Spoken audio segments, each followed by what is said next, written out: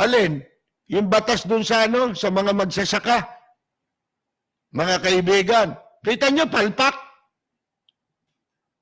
Yung ba may pagmamalaki ba nila yung rice tarification? Niliberalize yung ano, importation ng bigas Oh, simula't simula pa lang, tutol na tayo dyan Mga kaibigan Bakit tayo mag-i-import? Bakit hindi natin tulungan ang sarili natin? Di ba? Ang mga magsasaka. Tapos, ang bunganga ni Cynthia Villar, iba rin, ang tabas ng dila. Ano sabi ni Cynthia Villar? Ano 7 pesos alam mo naman yung bunganga ni Cynthia Villar. Habang nagsasalita yan, kumikembot-kembot pa yan, di ba? Akala mo, kamukha niya si Catriona Gray Feeling niya, pag nagsasalita, kumikembot pa yung bibig Nagtitwerk, mga kaibigan. Ano 7 pesos? Pwede na yan, 12 pesos yung palay. 5 piso ang tubo nila. Okay na sa kanila yan. Tignan mo mga utak nito. Pagdating sa sarili nila na magtatanim, sino hindi madidiskurahin yung mga iniisip na ito? Ginagawang busabos yung mga magsasaka. Lahat naman tayo binubusabos talaga Di ba sinasabi natin, kaya nga dito wala silang imik Tinatarantado na edukasyon, wala pang sinusuportahan nila yan. Bakit? Mas gusto nila maraming mangmang. Tanggalin na niya natin yung mga assignment. Kita ninyo? Tanggalin na rin natin yung wikang Pilipino. Ibig sabihin, pagka wikang Pilipino sinasabi mo, wala kang kwentang tao. Hindi ka dapat pakinggan. Yung mag-i-English lang ang pwedeng nilang pakinggan. Yun lang ang may karapatan. Magsiwalat ng kanilang saloobin, mga kaibigan. Yung Tagalog, kinatay na nila Minasakir nila yung wikang Pilipino, mga kaibigan. Tingnan mo siya naglalagay ng kinuwenta niya na dapat kitain daw ng mga magsasaka 5 piso sa 1 kilo ng palay. Bakit ikaw? Alipin mo ba yan? Pwede yan, sinasabi ni Cynthia Villar, kung lahat yan alipin mo. Diba? Mga kaibigan, kung yan naglilingkod sa'yo, ikaw ang landlord nila. Parang mga Lopez dun.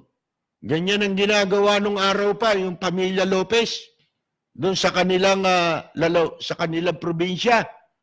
Panahon pa ni Fernando Lopez.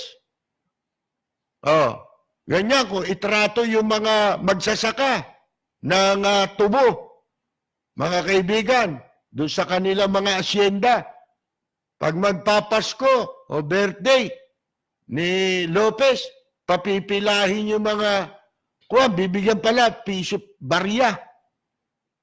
Sipin mo yan. Ganyan ang utak nito si Villar Bakit?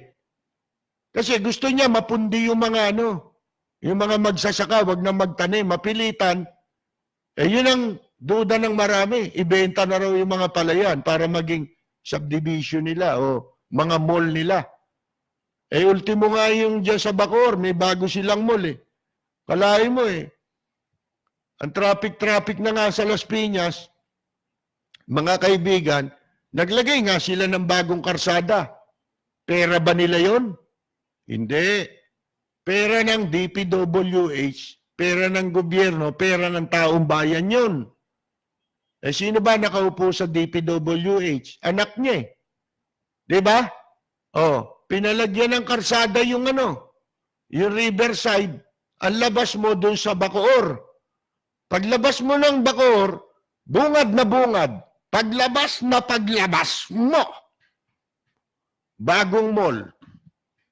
Sino may-ari? Sila. Parang ano yun? C5 at taga. Ha? Na binulgar din ni Lacson nun, di ba? Oh, kaya nalechi si si Manny Villar eh.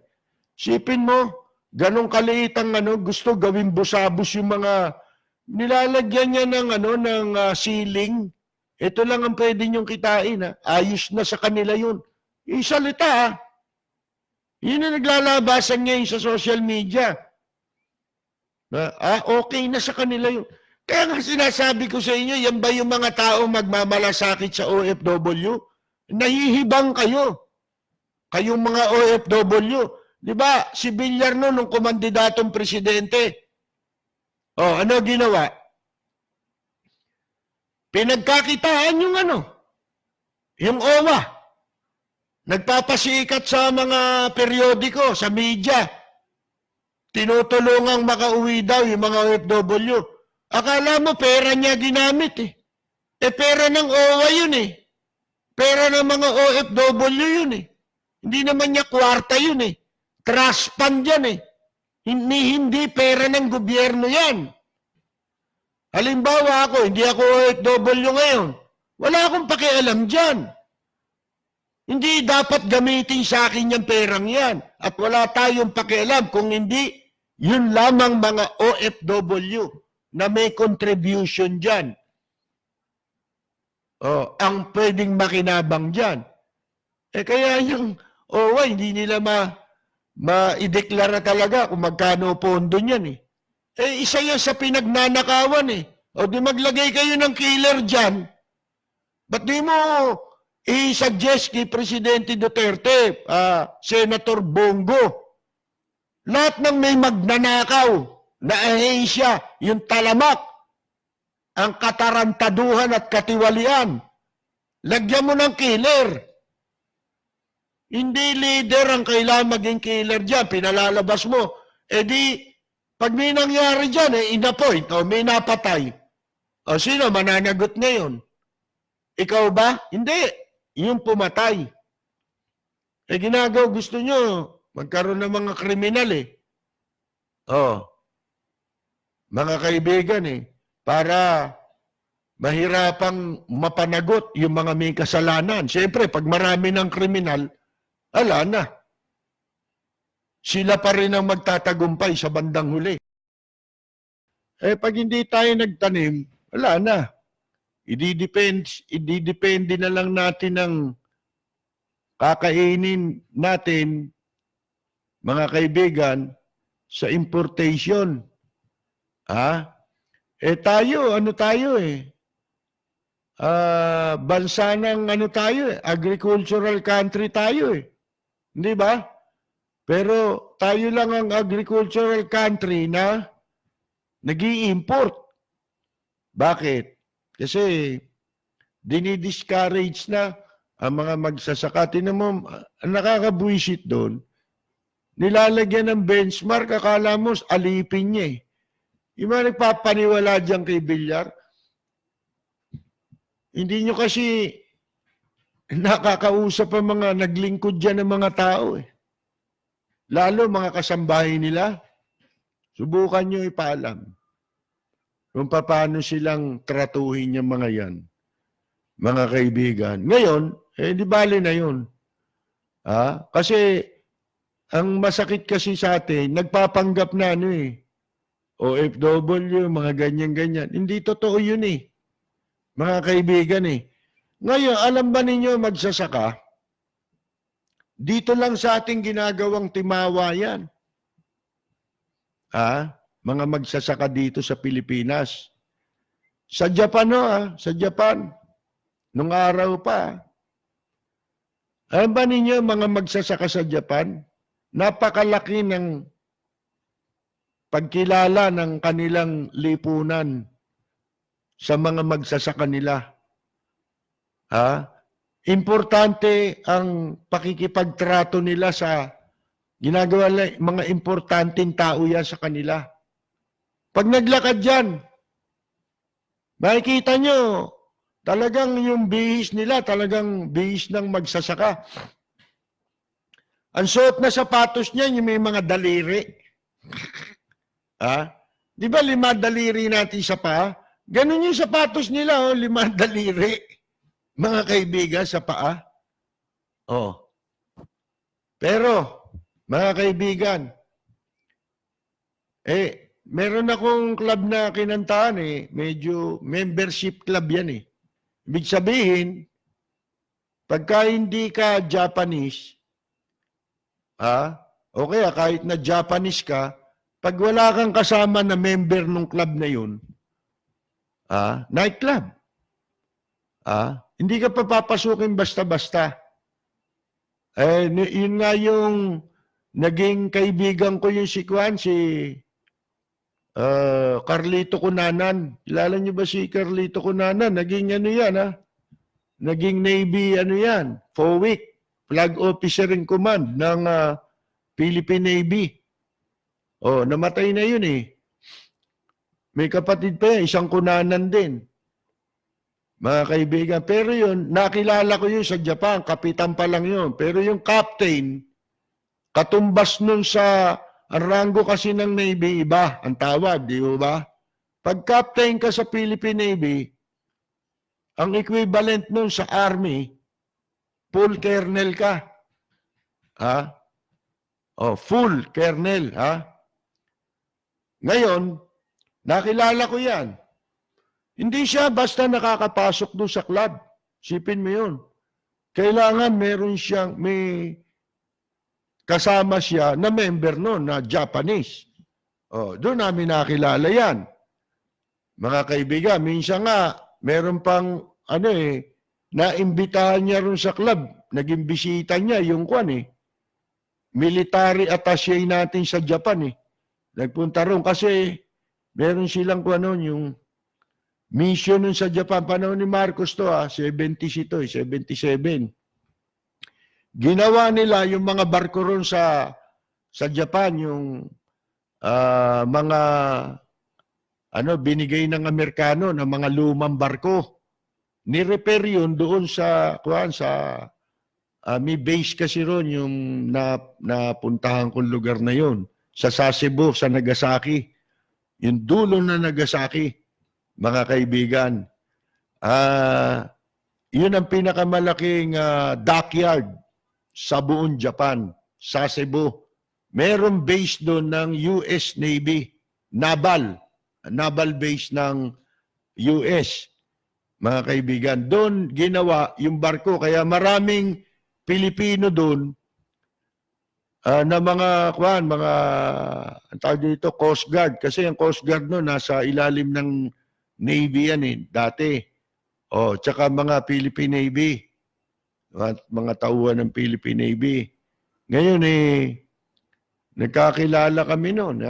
Yung club na kinakantahan nga namin, may mga kasama akong entertainer na iba pa na marami kami doon Maganda yung club na yon at saka may panahon naka-alternate namin doon, nag-show sa amin yung Platters. Siguro mga 2 linggo namin kasama doon sa club, yung The Platters.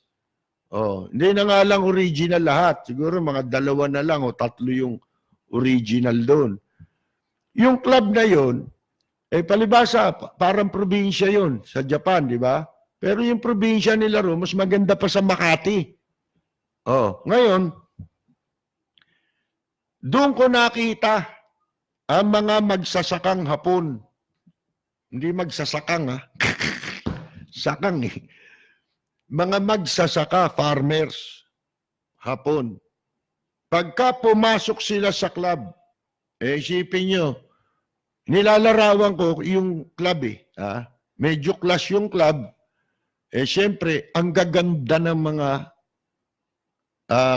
mga GRO na Haponesa, mga kaibigan. Ang dami. Punong-puno yan. Kahit na ilan ng customer, hindi sila mauubusan ng ka-table na babae.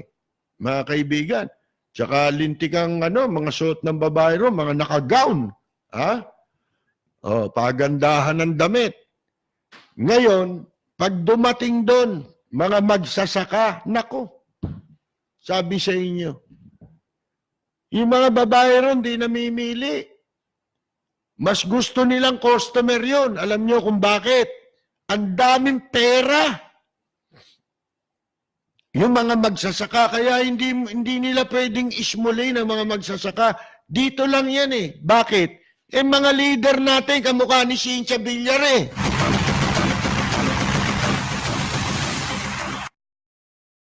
Parang yung benchmark ni Cynthia Villar sa mga magsasaka.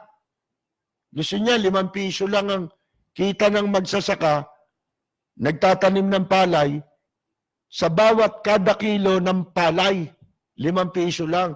Bakit mo tinatakda yun? Hindi ba? Sino ka ba? Ano yan? Para manatiling busabos yung mga magsasaka. Kaya nga sinasabi ko sa inyo, sa Japan maraming pera magsasaka, baka akala ninyo. Kaya pinagkakaguluhan sa nightclub yan, kahit saan pumunta yan. Yung mga magsasaka ron, talagang yung pera nakalagay pa sa ano nila nakatago sa pantalon. At may tali yun, totoo pala yun. Yung napapanood mo nung araw sa mga pelikula na comedy, di ba? Yung may tali yung pitaka para pag nadukutan sila, malalaman nila, di ba? May tali, nakatali sa pantalon yung pitaka nila. Ganun pala talaga yung mga Hapon. Meron silang yung di ba nauuso yung belt bag, di ba? Yung belt bag. Meron silang ganon, yung yari sa tela, nakapasok sa loob sa harapan, harapan ng pantalon, mga kaibigan, nando sa loob. Tapos nandun yung pera nila, kung may pitaka sila, nandun. Ang daming pera ng mga magsasaka roon. Hindi, mahal kasi sa Japan, alam niyo naman, mahalan lahat ng bagay dyan. Kung magkano yung talagang dapat na halaga na bibilin sa kanila, ganun talaga halaga. Hindi katulad dito. Sipin mo, para bang akala mo si Villar, akala mo to si Cynthia Villar naranasan niya na magtanim Kung gaano kahirap na magtanim at umani. Akala mo, nabuhay siya ng ganun. Mga kaibigan, alam niya kung magkano dapat kitain. 5 piso raw, kada kilo. Kaya nga nila niliberalize yung bigas Pabor na pabor yan sa mga smuggler. Bumababa ang halaga ng bili ng bigas, presyo ng bigas. Bumaba ng bahagya. Bahagyang-bahagya. Pero ganun pa rin. Ang presyo sa mga palengke, tipuntahan nyo. Tanga ka na lang pag hindi mo alam. Hindi ka nagpupunta sa palengke. Ako namamalengke ko. Mga kaibigan, yung bili ko ng bigas nung araw, tumaas pa nga ngayon Ano sasabihin nyo? Bakit? Kasi ganun din Niliberalize mo yung importation, sakal pa rin tayo ng kartel. Sila pa rin ang nagdidikta ng presyo. Mga kaibigan. Paano mabibili yung mga palay dito? Mura lang namin nabibili yung bigas. At saka, may taripa Siyempre, may taripa, patay tayo. Ang magsasamantala dyan sila. Kamukha nung buwis, yung train law. Sino sa palagay nyo nakikinabang dyan? Gobyerno ba? Hindi nakikinabang ang gobyerno dyan. Maliit lang ang pakinabang ng gobyerno. Malaki pa nga na wala sa gobyerno. Bakit? Di ba na-exempt sa tax yung mga nagkaroon ng bracket, di ba? Depende sa income mo, wala kang babayarang buwis. Okay sana yun Pero yung konti, dapat may mapupunta talaga sa gobyerno. Okay lang yun. Wala, totally. Bakit? Kasi yun ang pambulag dun Akala mo na benepisyohan ka, hindi ka nagbabayad ng tax. Tanungin mo ngayon, yung mga nabenepisyohan na natanggalan sila ng tax, guminhawa ba buhay mo? Hindi rin naman, di ba? Bakit? Kasi tumaas yung bilihin. Lahat ng babayaran mo, lahat ng serbisyo, at saka mga bibilin mo, tumaas lahat yan Eh di halos walang naitulong yon. Mas malaki pa ang naging gastos mo ngayon. Kung nung kinakapos ka, mas lalong kapos ka ngayon. Ganun o yun eh. Ang epekto eh. Yung taripa na nilagay sa bigas. Sino nakikinabang sa train law? Di mga negosyante. Oh, katulad ng sigarilyo. Magkano na buwis niyan? Magkano na isang sigarilyo ngayon? Mahigit 100. Hindi pa ho naaaprobahan. Hindi pa nagiging ganap na batas yung ikalawang o itong susunod na pagtataas. Sa Kamara pa lang naaprobahan yun. Sa Senado, hindi pa. At hindi pa rin napipirmahan ng presidente yun. Pero nagtaas na ng buwis. Dahil sa nagsasamantala ang mga negosyante. Mga kaibigan, sila nakikinabang dyan. Ano kasiguruhan na yan yung kinukolekta nilang yan, yung pagtataas ng mga buwis na yan, napupunta sa gobyerno, wala naman tiyak dyan eh. Alam nyo naman mag-magic ang mga negosyante at saka yung BIR, ganun din niya, kakasabwatin mo lang yan eh. Mga kaibigan, kahit magdagdag sila ng buwis sa dati nilang binabayaran, panalo pa rin sila dahil mas malaki ang kinita nila ngayon dahil sa aprobadong train law. Ganon din itong taripa.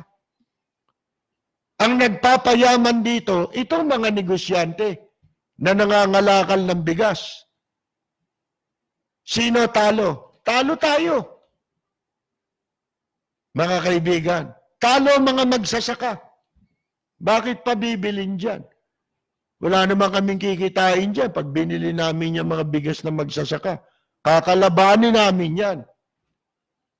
Gutom ngayon ang mga magsasaka. Hanggang sa yan, madi-discourage na magtanim yan. Diba? Lugi sila eh. Hirap lang, di? Mapipilitan nga naman yung iba. Ibenta na lang natin itong lupa natin. Kaysa habang buhay tayong gutumin itong mga to. Nakatulong ba? Yung tarification law?